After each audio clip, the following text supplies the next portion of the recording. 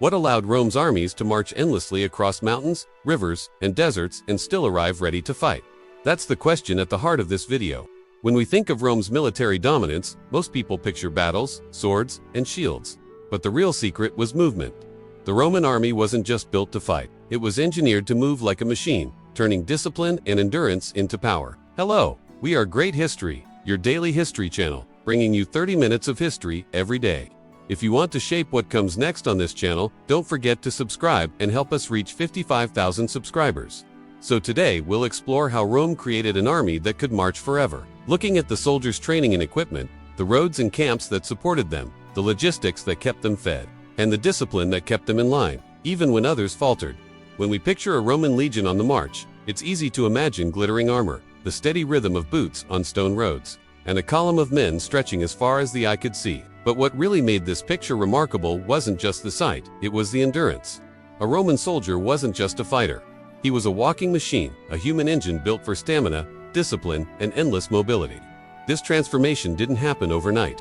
It was the result of centuries of hard lessons refined into a system during the late Republic. And at the heart of it all stood the reforms of Gaius Marius in 107 BC. Before Marius, Roman armies were largely made up of citizen farmers who served when called. They brought their own gear and returned home after the campaign. That system worked when Rome was fighting nearby wars.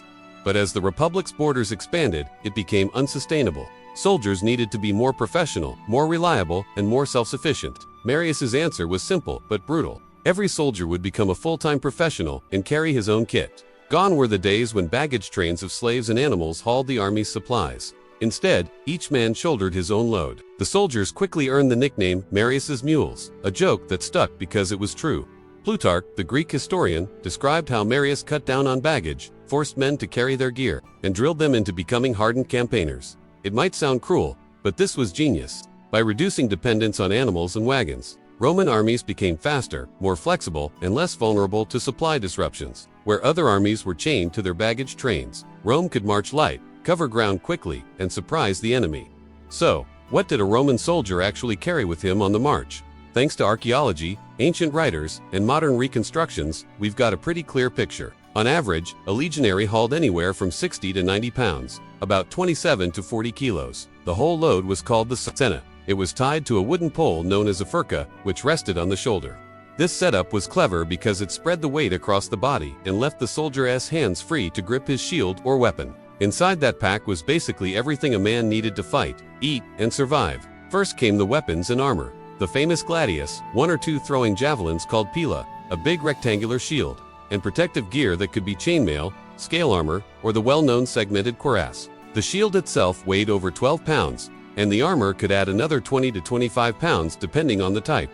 Then there were the rations. Wheat grain was the staple, carried raw so it could be ground into flour with small hand mills each soldier lugged along. That was turned into bread or porridge. On top of that came dried cheese, wine, oil, and sometimes salted meat. Caesar even mentioned soldiers carrying up to 5 days' worth of food when a campaign demanded fast movement. What really set the Romans apart, though, was the amount of tools they carried. Every soldier had what was basically a mini toolkit, a delabra, a kind of axe pick, a shovel, a saw, wicker baskets, and sharpened stakes for camp defenses. Cooking pots sometimes came along too. The Jewish historian Josephus described them as walking tool chests, each man hauling saws, axes, hooks, and 3 days of food. Alongside all that came the personal and practical gear things like a cloak, spare sandals, a water flask, and a few personal belongings. When you put it all together, this wasn't just a combat load, it was a survival kit. With it, Roman armies could march straight into enemy land and keep moving without waiting on supply wagons. Each soldier was basically a self-contained unit, tough enough to fight and equipped enough to live off what he carried on his back. To modern eyes, that much weight seems crushing, but the Romans thought differently. The whole system was designed for efficiency. By forcing each man to bear his own burden, commanders eliminated the logistical drag that slowed down most ancient armies. Aelian, another historian, noted that even before Marius, generals like Scipio insisted that soldiers march on foot and carry their loads, forbidding them from riding animals unless absolutely necessary. The payoff was speed and security. An army less tied to baggage, animals could take unexpected routes, move through rough terrain, and avoid ambushes aimed at supply lines. Modern scholars like Jonathan Roth, who studied Roman logistics in depth, argue that this independence gave Rome a decisive advantage in wars of attrition. Of course, carrying the load was only part of the equation. The Roman soldier was trained relentlessly to make the impossible routine. Ancient military manuals describe a tough regimen.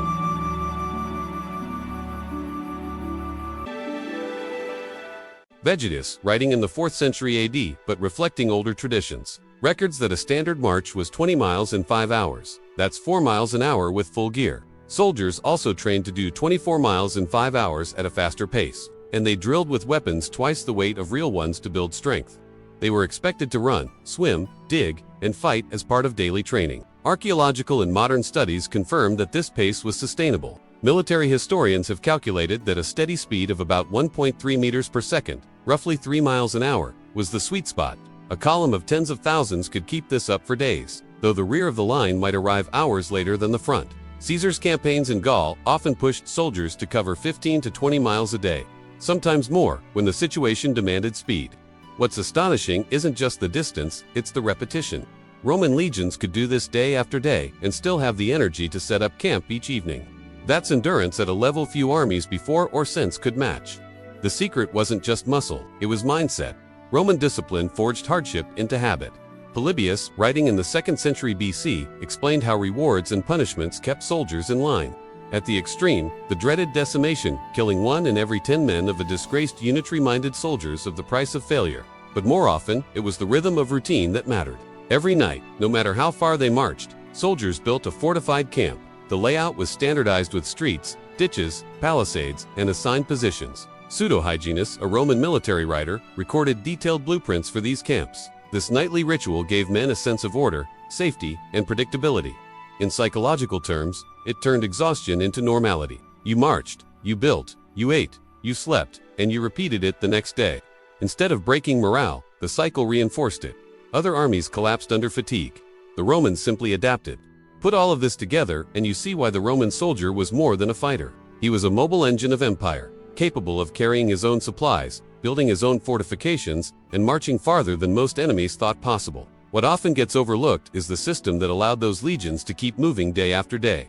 Year after year, Rome engineered the march itself, turning travel into a weapon. The backbone of this system was the Roman road, built straight, durable, and carefully measured. These roads acted like arteries that carried soldiers, supplies, and orders across the empire.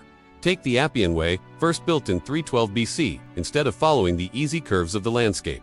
Roman engineers forced a straight line across hills and valleys. The road had layers of stone and gravel, drainage ditches, and paving slabs designed to last for centuries. That kind of construction wasn't just about pride. It meant an army could cover 15 to 20 miles every single day without losing pace to mud, ruts, or broken ground. Ancient writers like Vegetius even described marching standards, 20 miles in 5 hours, as a kind of training benchmark. Later, historians and archaeologists confirmed that this wasn't an exaggeration. Roman soldiers really could keep up that tempo over long campaigns. There was strategy baked into the roads too. The phrase "all roads lead to Rome" wasn't only poetic.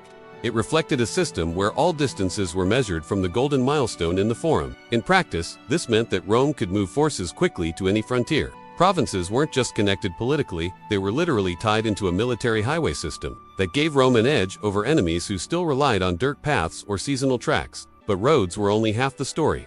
The other key to Rome's ability to march forever was the standardized marching camp, or castra.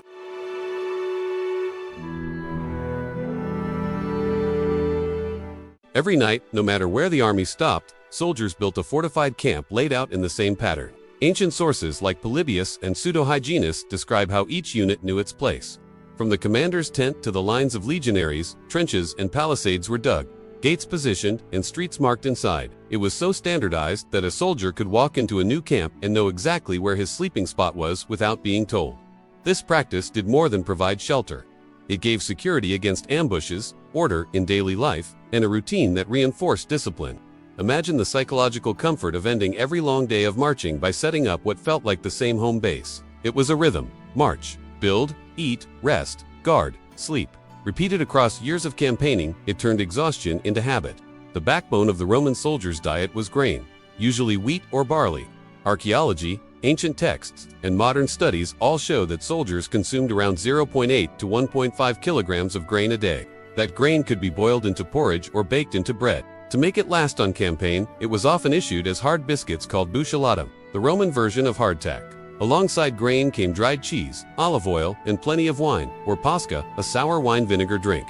Meat was less common, but did appear in the form of salted pork or mutton. Excavations at places like Vindolanda in Britain show that Roman troops ate more meat than older writers once assumed. What made Rome different was that its soldiers didn't wait for supply wagons to bake bread for them. They carried the raw grain and even small hand mills to grind it into flour on the move. That meant each man could feed himself with what he carried. Sources describe soldiers being issued 3 to 5 days' worth of rations at a time, especially before a forced march. In effect, every legionary was a walking kitchen, able to grind, cook, and eat without relying on a central bakery.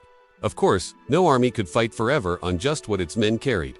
That's where Rome's supply chains came in. Across the empire, the Romans built granaries called horia, essentially warehouses filled with grain. These fed both cities and armies.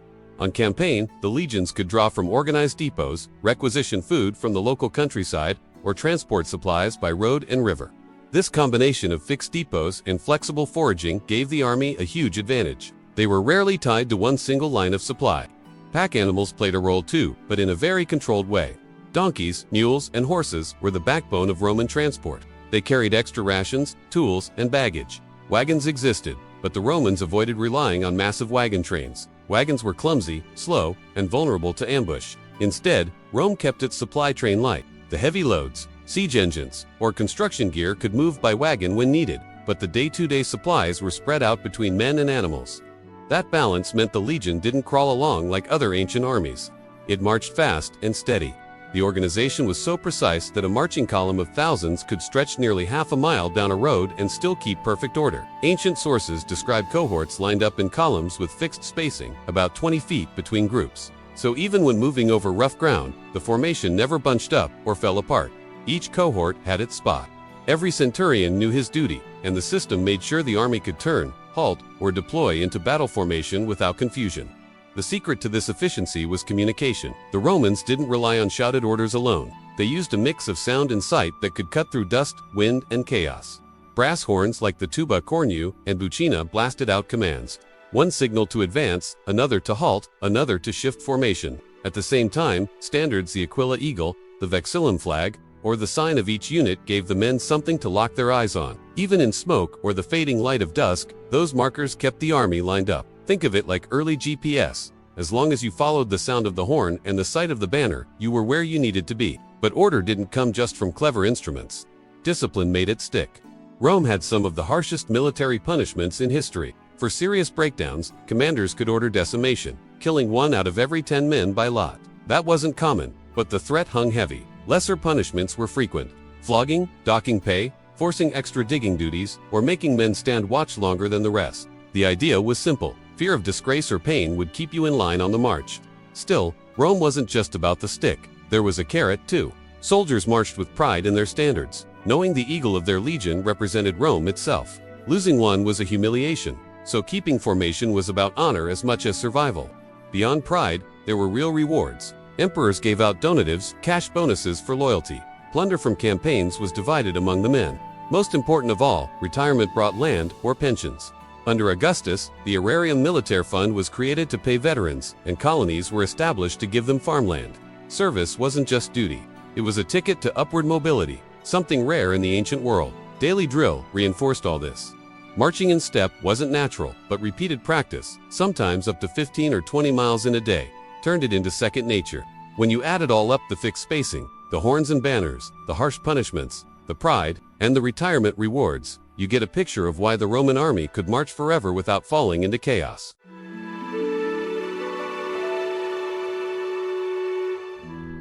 It was part machine, part family, and part iron-fisted system that demanded and rewarded obedience in equal measure. Once you line up the numbers and logistics, the contrast with Greece, Carthage, and the tribal barbarian forces is striking. Start with the Greeks. Classical Greek armies were citizen militias, not professional soldiers. A hoplite might carry his own shield and spear, but behind him trailed a baggage train full of slaves, attendants, and pack animals.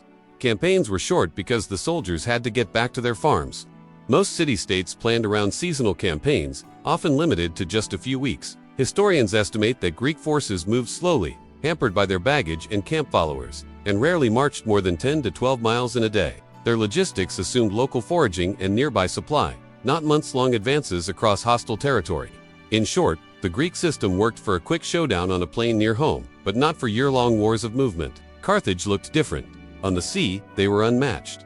But on land, they leaned heavily on mercenaries. Hannibal's invasion of Italy shows the upside and downside of this approach.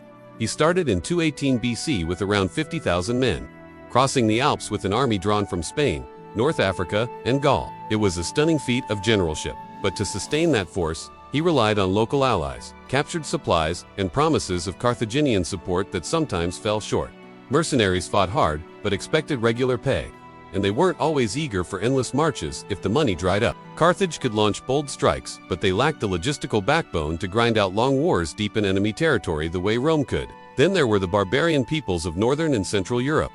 Archaeology and Roman writers described them as fierce warriors, excellent at ambushes and quick raids. But most of their forces were warbands, not standing armies. They followed seasonal cycles, often disbanding after a raid or a single decisive battle. They didn't build the road networks, granaries, or permanent depots needed to feed tens of thousands of men for months. Without supply structure, long sieges or winter campaigning far from home were rare and risky. They could win spectacular victories, but they struggled to maintain the momentum afterward. Rome's edge was that it combined all the missing pieces. Soldiers carried 60 to 90 pounds of gear, including food and portable mills, which let each man sustain himself for days. Legions could cover 15 to 20 miles a day on their road network with supply depots, poria, and secure routes, feeding them grain and equipment. Pack animals were used strategically, not as a crutch, so the army wasn't slowed down by massive trains.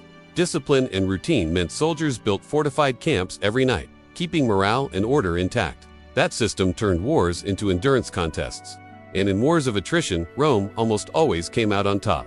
Rome built an army that could march seemingly forever, and the historical case studies show just how far this endurance could go. Take Julius Caesar in Gaul. His commentaries mention moments when Roman legions covered up to 25 miles, 40 kilometers, in a single day, sometimes in hostile territory with full kit on their backs.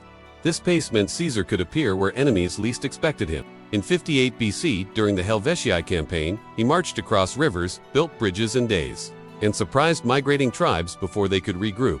For enemies used to slower armies, Rome's ability to move like clockwork felt almost supernatural. As the bitter winter of 104 BC fades into memory, the struggle of Rome and its legions remains carved into the heart of history. The battles fought in blood and ice were not just contests of swords and spears, but of willpower, strategy, and survival. Every victory strengthened the Republic, while every loss tested its resolve. These ancient campaigns remind us that empires are not built in moments of ease, but in times of trial when courage rises against despair. The legacy of these warriors, their triumphs and sacrifices, still echoes through time, shaping the world we know today. Rome stood firm, proving that resilience and unity could defy even the harshest storms. Thank you for joining us on this journey through history. If you enjoyed this story and want to uncover more epic battles, untold struggles, and the lessons they leave behind, don't forget to like this video, subscribe to our channel, and hit the notification bell so you never miss the next chapter of the past. History lives in and together. We'll keep it alive.